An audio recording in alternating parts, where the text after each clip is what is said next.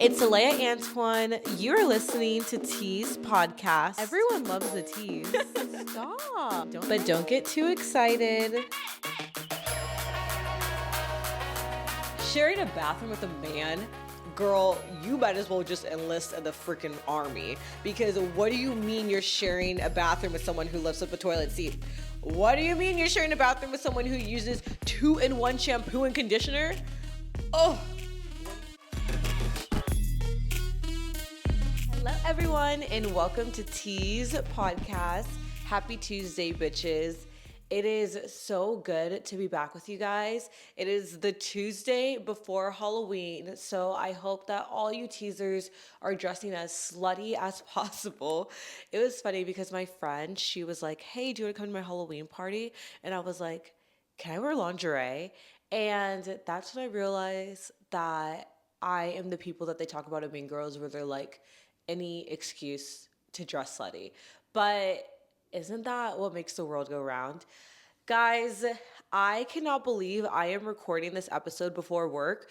I never do things before work. I don't know what it is, but like for some reason, the thought of having work later in the day like gives me so much anxiety. I don't even have like a serious job that I'm doing. I'm not saving lives. I'm not fighting cancer. Like I'm literally just like serving, and the thought of having work gives me so much anxiety that I feel like debilitated before I go in. Like I have coworkers who are like, oh yeah, I just went to the gym and then I had lunch and then I went to the pool and then I went to brunch, and I'm like, how the fuck do you girls do this before work? Like I go to work usually around like 3ish, and that feels like early for me. Like waking up at 11 today, I was like, oh my God, it's the crack of dawn. Like, I don't know how to fix that. You know what it is that like makes me somewhat okay with it is that I just kind of like girl math my problems. I don't just girl math in the sense of like, oh, if I spend this much money, this is free. No, I girl math my entire life. So I'm like, okay, yes, I didn't do anything before work, but also the 24-hour day was made to cycle around men's hormone cycle, not to mention in other countries, although I haven't been to other countries, I've only been to Mexico. In other countries, they have a slower pace of life so they can enjoy everything. So I'm like, you know what? It is American society that's making me feel like I need to hustle and bustle before work, when in reality, like I am just living a soft life. I am living on the woman's hormone cycle, and I'm a night owl. So like the fact that like I get things done after work, like I should feel achieved and proud. Not to mention, not to brag, humble brag, I have the iPhone 17. So I must be doing something right. The new iPhones are so funny because I feel like iPhones are like one of the few things in our lives that like literally divides the nation. Like the entire planet, nation, universe is divided based on the iPhone versus like Android people. And it's so funny because my parents are both personally the people that have that freaking like flip Android. They have the one where it flips and they think it's so awesome, so cool. I just like can't like it. No matter how much an Android person tells me, you can do this, you can do that, you can freaking build your own thing with this phone, you can create world peace with this phone. I'm like, ew, that's so lame. Like it literally feels like high school where someone could like be super smart or like maybe super dope, but they are just, their reputation is so lame that you just can't give them their flowers. Like it literally goes against your moral code. That is how I feel about Androids. Like, I mean, iPhones and Androids don't even let us communicate with each other properly. Like I'll be sending my mom photos and they're all blurry. I can't like change the background. I can't do anything. So it makes me think that like this is the ultimate divide of our nation. And also the fact that like iPhones come out with a new one every single year and we actually get them. I am a 2 to 3 year person. I think that makes me ethical and I think that makes me sustainable is that I only have a new phone every 2 to 3 years. So the last one I had was a 15 and I had like the big 15 plus. And now that I think about it, why didn't any of you bitches tell me to stop carrying around a plus size phone? A plus size phone. I literally was getting wrist problems. Like, I think I gave myself early onset arthritis because of that phone. Like, I literally, you can ask my friends, have been wearing a wrist wrap. And I thought it was because, like I was just in the gym, I'm going heavy, I passed 100 on all my stuff. Like, I thought it was because I'm a heavy lifter. No, it's because, like, when you're laying down, you have your phone in one hand, your wrist is doing all that work. Guys, y'all need to think about this stuff. Don't fuck up your wrist. Like, honestly, screw every wellness habit that there is. Don't mess up your wrist, because from my few months of wrist agony, I learned what it's like to have a debilitating hand and wrist motion. And let me just say that this is not something that we want to like cause early, because we already have noise canceling headphones. We're all going to lose our hearing very early. And so the least we can do is like save our hands, at least something. Oh my gosh, but yeah, no. So I am so happy I upgraded. Honestly, there's not that many difference. It's more like superficial differences. Like, the camera is new. It looks like glass. You can make 3D. You can zoom in. Like, it's literally like the vain version of phones. There's nothing like actually better about it, but I personally just feel better than everyone else when I have it. But honestly, the reason why I upgraded was because, one, it was time for an upgrade. Two, I was fucking up my wrist. And three, I needed way more storage. Like, as the content creator, as the creator that I am, I was like, 256 gigabytes is not enough for me. So on this phone, I got 500 gigabytes. We'll see how I feel. The next phone I have, I might go up to a gigabyte, because is that what it's called? I might go up to a gigabyte if like this isn't good enough. I just want to show y'all my case because it's so cute. Isn't it so cute? So cute. I get the same phone cases every year. I've been getting the same phone cases since I was 16 years old, because I literally don't use a screen protector or anything. I could throw this bitch across my apartment and like it wouldn't break. So I'm obsessed with it. I got the cherries and berries one, which is like so cute. I can't stop looking at it. It's so pink and it's so pretty. And like literally I was gonna try to get like this like cool girl case like that was like clear with like some nice flowers that like the cool bitches do, and Kai was like, that's so ugly, that's not you, go back to your pink wonderland, be yourself. And you know what, sometimes we just need someone to remind us to like go back to our roots. And I think that that's what makes a good relationship, is when the person that you're with, they don't try to change you. They try to make you be more of yourself. Like Kai's like, stop trying to be something that you're not. You want that cherry case. Get that cherry case. And I did, and I literally can't stop staring at it. I have it sitting in front of me because I'm like, oh my gosh, guys. So Tease has been teasing. Recently, some people that I know in person have found the podcast, including like some of my coworkers. And it made me think, because this podcast is like my safe space and I've always wanted to grow it. And why does like the thought of growing now like give me anxiety? But I am turning a new leaf. I am no longer gonna be that person to where I'm the type to where I'll pick up new habits and I go, oh my God, I'm good at this. Okay, peace. Oh my God, I'm good at hair marketing. Okay, peace. I'm not doing it anymore. Oh my God, I'm good at like sales. Okay, now I'm not doing it anymore. Like, I'm someone who does something just to be like, yeah, I'm really good at it. And then I'm done and I move on to the next thing. That is not how Tease will go. That will not be our legacy. But it made me think, because some of the girls are like, oh my God, I was scrolling through your Instagram. I didn't even know that you do all this. Like, you don't talk about it. And I was like, you know what's been like really weird is I've been wondering, like, is my personal life, the teasers, all that, is that my alter ego? Or is the person that I am when I'm working on the strip serving tables and all that stuff, my alter ego. And then it made me have an identity crisis because I'm like, which one am I? But I definitely am both of those versions of me. I think that the work side of me is my alter ego only because it's the most that I ever overthink. I think that I overthink the podcast a lot, which is also why I have a hard time doing it before work. So I definitely overthink that. But I think I overthink work a little bit more. Like, there's people that I work with that like can text in the group chat, can say their opinions, can like just kind of like be very like vocally themselves, and they feel no type of way about it. They're like, yeah, I don't give a fuck. Me, I am very vocal. I am vocal to a fault to where, remember, I literally told you guys, I told Kai, I'm going to go to work, I'm going to shut up, I'm going to make my money, and I'm going to dip. Like, that was what I was going to do. Nope.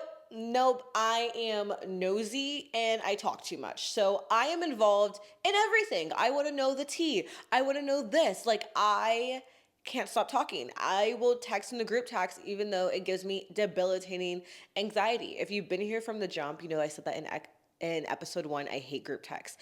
So what I wish is that I could be like those people to where, yes, I'm vocal, but the anxiety that I have after being vocal sucks. Like, it sucks. It's literally like my personality is fighting myself because on one hand, I am vocal. I am a chronic leader. I like cannot stop taking on leadership positions, honestly. And I have to know everything and I'm super nosy. And the other half of me has so much anxiety that when the first part of me comes out, I start overthinking it and I'm like, oh my God, do they hate me now? Did I say the wrong thing? Is this gonna mess up my reputation? I think it's also because Vegas is the first place that I've ever lived where reputations are like a real thing. You know how like when you live in other cities, it's like, okay, yeah, someone may be like popular and known, but like there's a whole another dimension of that city that like no one knows you in. Like, for example, when I was in Seattle, like I used to do content for one of the like really big like all women's like lesbian queer parties. I used to do like their content. I knew a lot of the other people in Seattle. I would go to like the clubs in Capitol Hill and like I would always run into someone that I knew, you know what I mean? And so I knew a lot of people in like the lesbian community and the gay community in Seattle, which made me feel like, oh yeah, I know a lot of people. But when you do a bird's eye view of Seattle, there's like a whole nother dimension of like, one, straight people, two, anyone else that like I'm not a part of. So yes, I know my community, but as far as the actual city goes, like you cannot be known every single where. And like I did content for like places that were outside of like queerness, you know what I mean? Like hot tub boats and like hotels and stuff like that. And I still felt like I didn't know everyone. I just like knew the people I surrounded myself with. Vegas is the first place that I'm living to where it's like reputations are like a real thing. Like it kind of reminds me of like not necessarily high school. I was a COVID kid during college, so I don't know what it's like to be on a college campus and have like that whole like reputation thing, but I'm assuming that it's somewhat kind of how Vegas is because Vegas is very small. Like, to put it in perspective, I have a neighbor who I met on TikTok and one of my coworkers is her best friend. When does that happen? That's insane. And it's like every time like I follow a new person in Vegas, it's never like, oh, we have no mutuals. It's more like followed by this many people that you have. You know what I mean?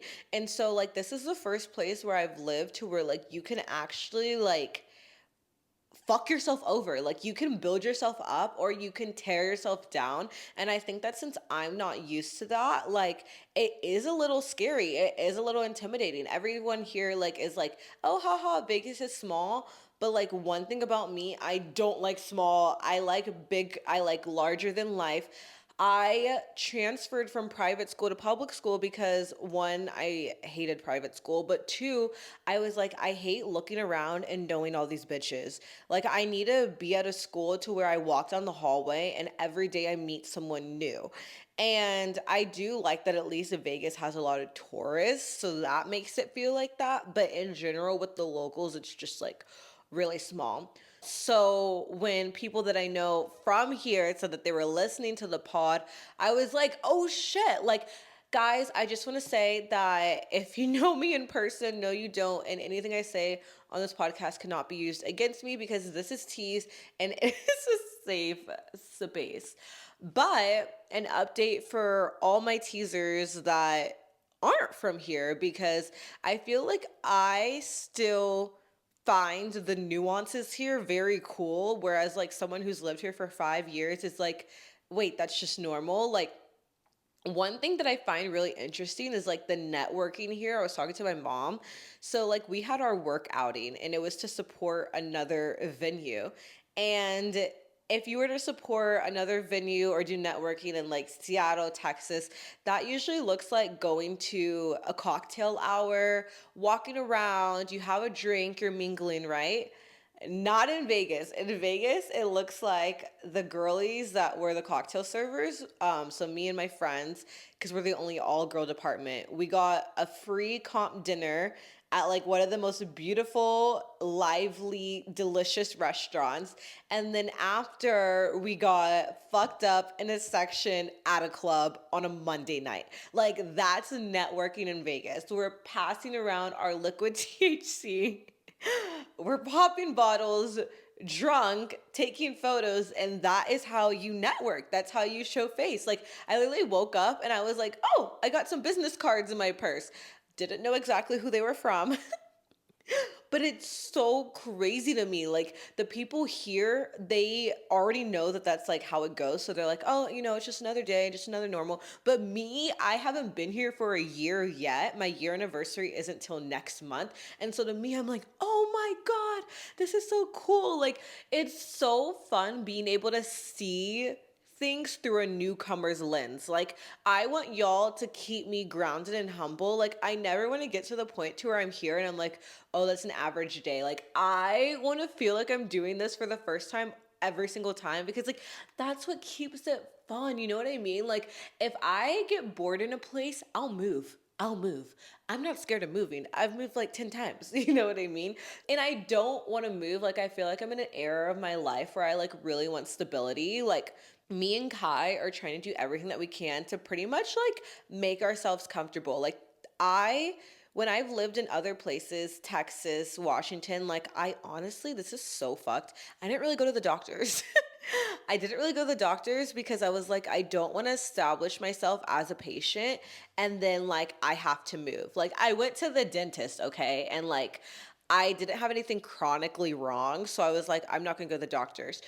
This is the first place that I've lived in years where I'm like picking out a doctor's appointment. I have a dentist. I have a dermatologist. Like, I am setting up roots. I'm setting up roots. I have a psychiatrist. Like, I am planning roots. And so I really want to do what it takes to like have stability here.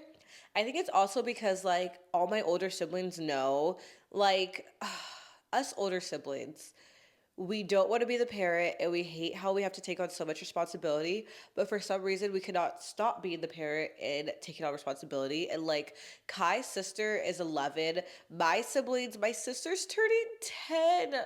Oh my God, my sister's turning 10. I'm going to cry, scream, throw up. I'm an old ass bitch. Like, what do you mean my sister who like is 15 years, no, not 15. I think she's 13 years younger than me, 12 years younger. What do you mean she's turning 10? Like, oh my God, when she's 20, I'm going to be in my 30s and she's going to be like, oh my God, my sister's in her 30s and I'm going to be like the old bitch hanging out with like her and her 21-year-old friends. Like, oh, I'm just not ready.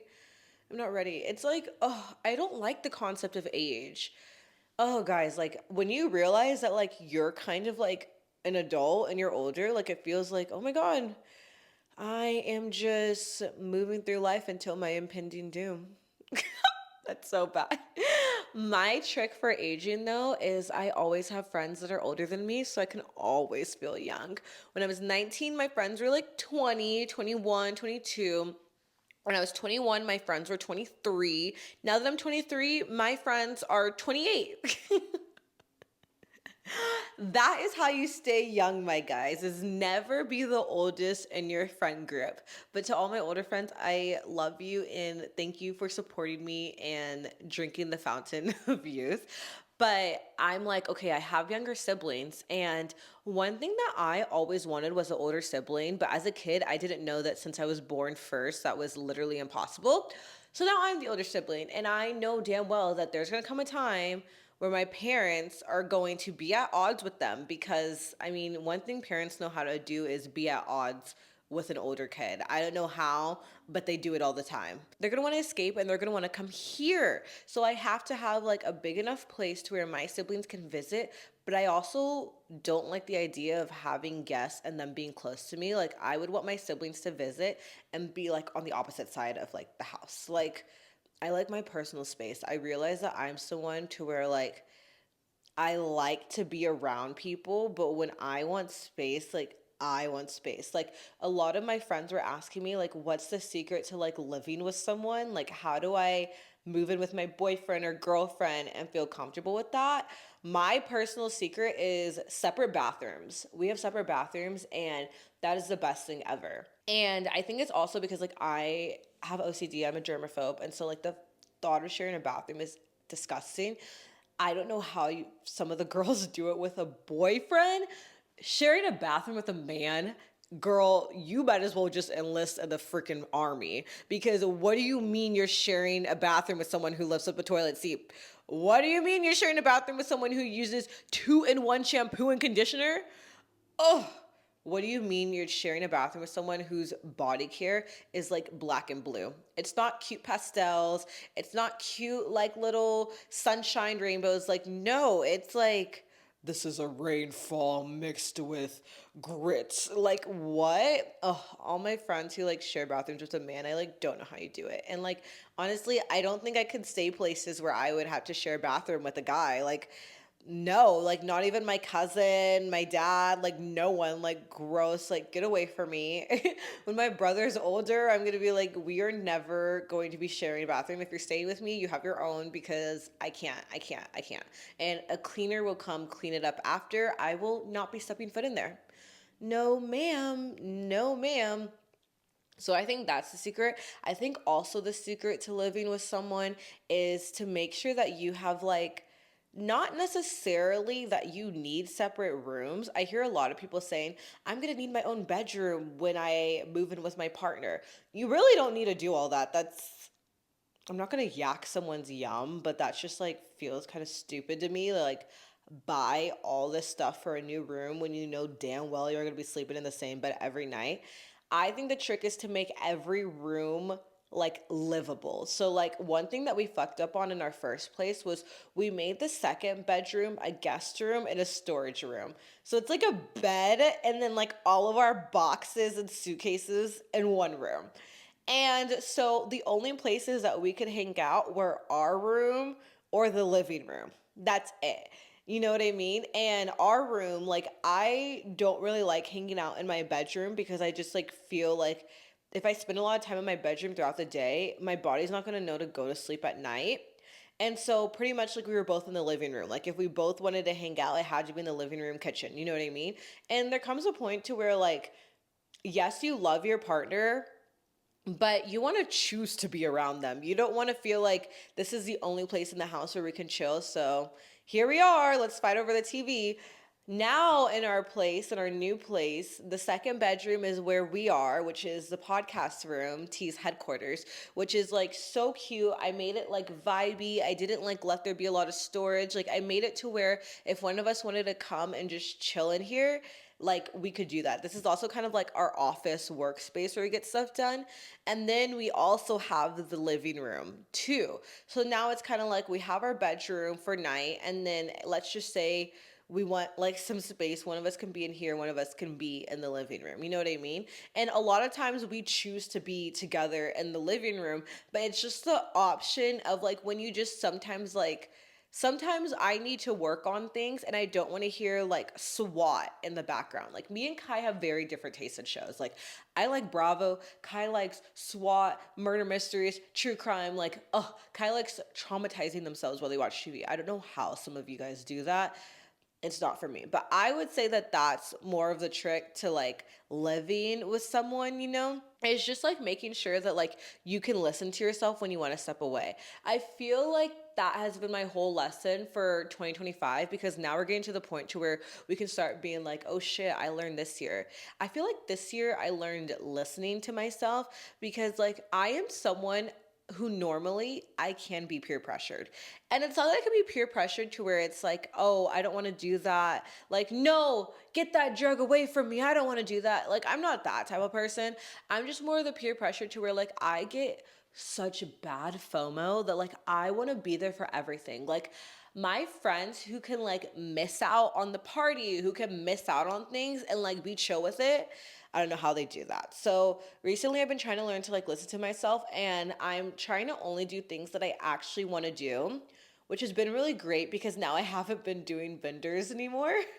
Like now I have a rule for myself. Like we're going to LA for Halloween. And so now I know like, okay, I'm not going to black out this weekend because I'm going to do that next weekend. And then we had the marquee, like the work outing that we all did. So like that was enough space. Whereas like I would probably in the past, like if you met me a year ago, be going out after work this weekend because I want to like be a part of the mix. But now I'm like, I'm spacing myself and I realize that I actually have more fun when I'm out. Like I'm not the person when I'm out that's just like sitting down or bored or cranky or wants to leave early. Bitch, I hate when people want to leave early from the function. Like, what do you mean we made all of these plans and now you're tapping out at midnight, 1 a.m.? Like, no.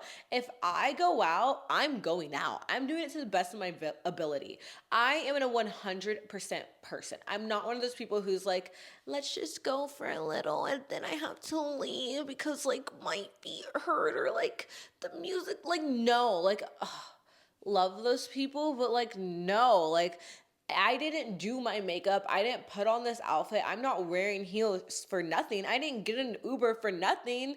No, no, no, no, no. So I feel like that has been like really pivotal. Like even I was supposed to work a golf tournament and I realized that like I don't love golf, but I have like a weird infatuation with it to where like I worked the Hooters golf tournaments, I worked at a golf course in Seattle, and I'm like, you know what? Maybe I like secretly love it. You know what I love about golf? I love the luxuriousness of it. I love the vibe. I love how beautiful the outdoor, like I like the aesthetics. I've realized lately that I'm someone who really appreciates a nice aesthetic. Yeah, no, I'm just like coming to like really discover things about myself.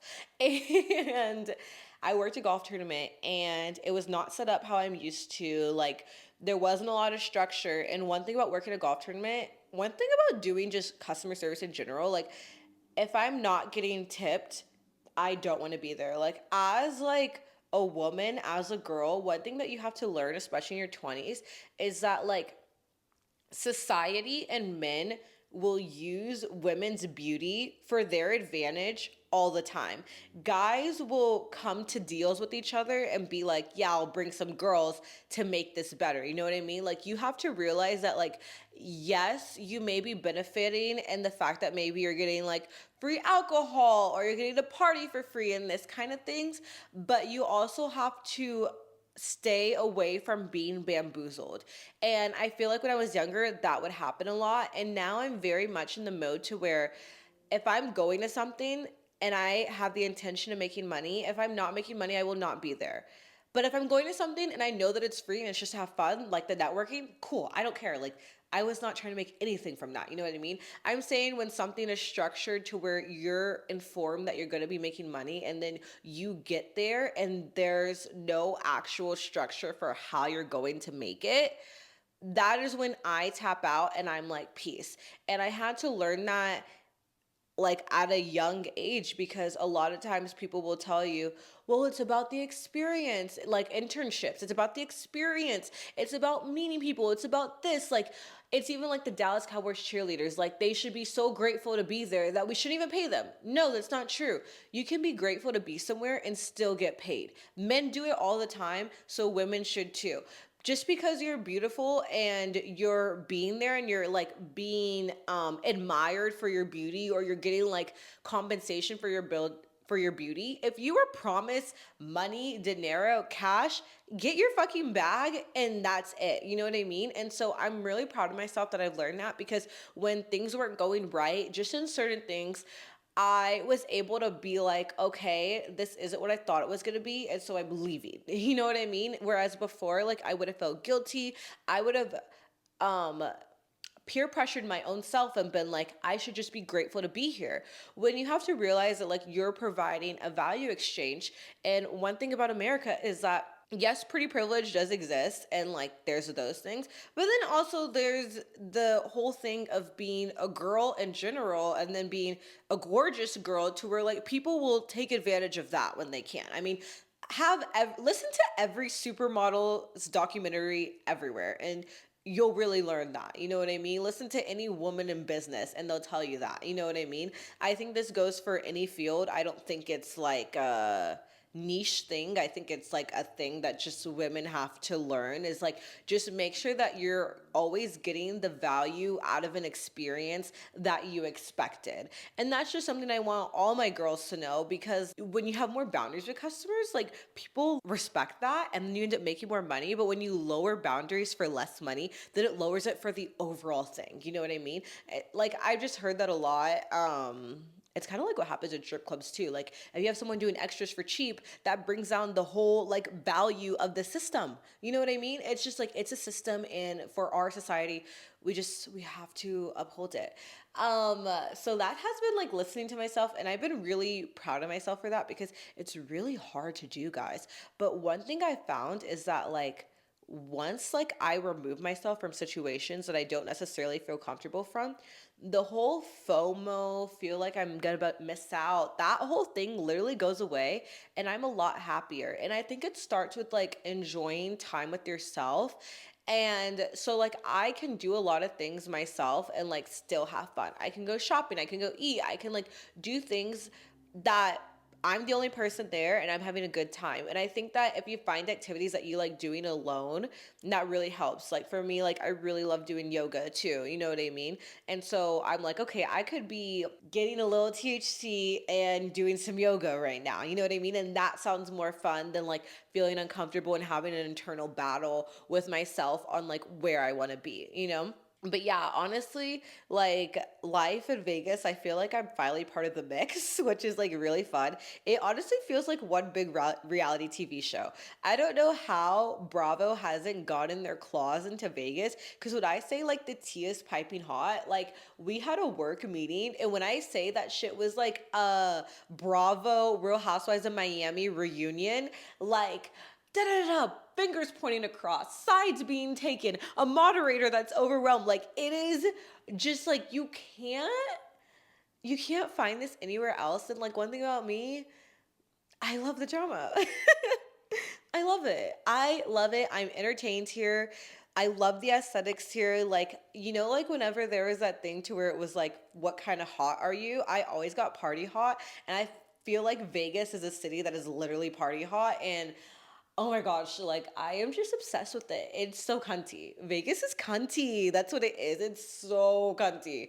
And I love it. But I will be stepping out of this bubble for a little bit, because the holidays are fastly approaching, guys. You know how it is. Once Halloween comes, it's like boom, boom, boom. Your wallet's going out, out, out. And you're like, oh shit, it's the holidays. Time to see my family. Time to like go back to my stomping ground. Time to go back to my hometown. And that personally to me gives me a lot of anxiety. And I think for a lot of people it does. Like every holiday season, we are talking about how to navigate the holidays, which is kind of insane considering that like it's supposed to be the most wonderful time of the year. But I think you have to put boundaries in place to make it wonderful. I am one of the people that moved away from home, that is far from everyone. And so going back home for the holidays is like literally going to another state, going to another city. You know what I mean? And for all the people that are also like that, that can feel really intimidating because it's kind of like this weird thing to where home isn't home anymore. Like Texas is my hometown, but in the present day, it's not my home anymore. It's not where I have my life set up. It's not where my partner Kai is. You know what I mean? It's not where my heart is anymore. It's where my family is, and I love them, and that's why I go back. But the city itself is like part of my past. And so visiting, it's hard to feel like you're going to a past version of yourself. Like I've grown, I have my own place, I have my own money, I'm graduated school, I'm on my own. And I have anxiety about going back home because I'm like, do I have to ask permission to leave? I don't have a car there. Do I have to ask for a ride? Like, it's kind of like I feel like I'm like a kid again. You know what I mean? And as much as being a kid is fun, one thing I love about being an adult is the autonomy that I have on my own life, you know? And I have seen my family every year, at least 2 to 3 times a year, but I haven't been home for the holidays in over 3 years. I have spent my holidays with Kai, and right now we're kind of at a crossroads to where Kai is in school and might have to stay in town because school is right before Christmas and right after, and I'm out of school, and my siblings are begging me to come home, and I miss my family. Like my grandma's getting older, my great grandma's getting older, my mom's getting older, everyone and their mama is getting older. So right now, like I have to go back. Like there's no battle between if I have to go now. Like it just feels like that time. And I think that is one thing, when you know, and that goes for everything. And I think when you know that you need to go home and visit and catch up, because again, like everything isn't forever, you know what I mean? And you have to like appreciate your family, but it can be hard when you're fighting the battle of like, oh my God, I'm gonna like leave the beautiful life that I built myself for like over an extended amount of time. And like I'm not one of those people that like goes back and you have your whole wing of the house and it feels like, oh, I'm with my parents but I just have like my own place here. Like no, like I am like in the mix. Like it is loud, everyone's everywhere knocking on your door, like not a lot of privacy. And I am building up the mental courage for that, and I'm really excited. Like don't get me wrong, I'm excited, but it is that mental gymnastics of like you're excited but you're also like, where do I fit in and how much of an adult can I really be? Does everyone see me as an adult? I know that my mom sees me as an adult, but do my aunts, my uncles, my grandparents, my cousins, like how do they see me? Am I still being viewed as like a 7-year-old or 16-year-old, or am I being viewed for like who I am in the present day? And I feel like that can be really hard to navigate. This year, my boundary is just more like, you know what? I don't know what it is. I think my boundary this year is gonna be like, I want to see my friends in Texas too, because every time I go to Texas, I pretty much only see my family and I never really see my friends. I never go out with my friends, never hang out with my friends, because I feel like maybe it's not even my family doing this. Maybe it's just like me pressuring myself. I feel like I can't leave. I feel like I have a curfew. Like I just like feel weird. Like I feel like, okay, what if I don't get back home in time? And I don't even know if my mom even still gives a fuck. I haven't actually talked to her about it, but my boundary this year is like, I have to see my friends too. I have to see my hometown friends. It's been too long, and I feel shitty when I visit Texas and my friends probably think that I don't care about them because I'm not seeing them, you know what I mean? So this year my boundary that I'm really working on is like, I'm going to go visit my family, but I'm also going to go have a life and visit my friends and be the adult that I am. We'll see how that goes. I'm saying that now, but I think I need to have like a discussion about it before I even go. That way they already know. You know what I mean? Because sometimes when you visit and you have all these expectations that you didn't lay out beforehand, well, now we're on different pages. And so I think it's like good to like talk about that stuff beforehand. And I think it's just also good of having a hard boundary of like people that you don't want to see. Like there are certain people that I have like, I'm never seeing them again in my life. Never, ever, ever. I don't want to see them. That is not going to be part of my holidays. No. And you sometimes have to do that. Like snip, snip, cut, cut. You know what I mean? If they're not bringing you anything in life and you know that there's never going to be something, maybe just don't see them. And so that's a boundary that I've drawn. By the way, like if you are my family listen to this, this is not about you at all, but if you know, you know. But I was like, I am not going to be around them at all. Like, no, no, no. And I think that's okay. I think if you have someone in your life where you're like, that is not who I'm going to be around, because a lot of times what happens is families is there's family members who aren't actually blood related. They're people that people bring in. And sometimes you don't want to see those people. You know what I mean? Because it's just like a whole extension and it's just so messy. Oh, maybe family is just like hard to navigate because everyone brings in these outside people. You know what I mean? And you may love one person that's brought in and then another person that they know you're like, oh, and you're like, yeah, it's just so messy. It's so messy. But I just want you teasers to know that I am here with y'all. I am here to offer advice as someone who like is doing the whole visiting home thing. I feel like we don't talk about it that much. A lot of us just cocoon or we stay where we live or we don't visit and we just conform or we do visit and we do conform and we feel uncomfortable. So I am here to help you guys navigate. It's coming up, guys. It's coming up. It's going to be Thanksgiving. It's going to be December. Then it's going to be my anniversary. And it's just going to be like a whole snowball effect. And so write in questions on things that we should talk about for the holidays. I'm sure we want to do a gift guide because I am so good at gifts. Guys, I am so good at gifts. Let me help you all with gifts. And that is all that I have for y'all this week. We are going to get through this, guys, and we're going to get through it while having fun, seeing the people that we love, and just enjoying ourselves and being thankful for how life is at the present moment, you know? That is all that I have for you guys. I love you guys so much. Please be sure to follow the podcast on Instagram at Tease Pod, at Tease Podcast on everything else. I am at Alea Antoine, and I will see you teasers next Tease Tuesday. I love you guys. Bye.